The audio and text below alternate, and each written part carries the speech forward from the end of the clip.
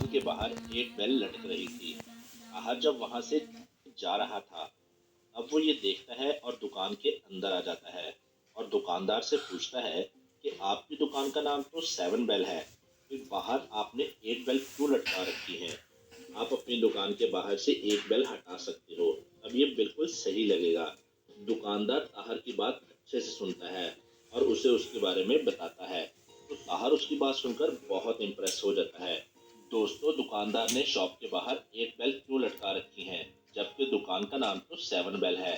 तो अच्छे से सोचिए और अपना आंसर हमें कमेंट कर दीजिए।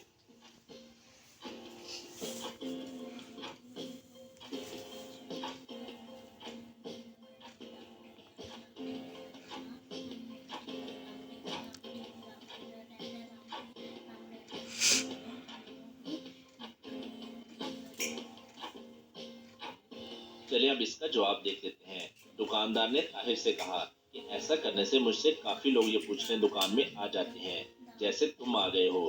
फिर वो लोग कुछ न कुछ दुकान से खरीद ही लेते हैं, जिससे मेरा ही फायदा है।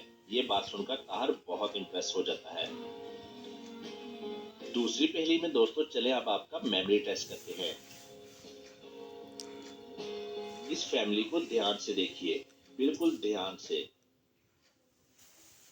अब इस वाटर गन को ध्यान से देखिए। अब इन दोनों बच्चों को ध्यान से देखें। अब इस रोबोट को ध्यान से देखें। चलें अब आप हमें बताएं कि आपने इनमें से कौन सी फैमिली देखी थी।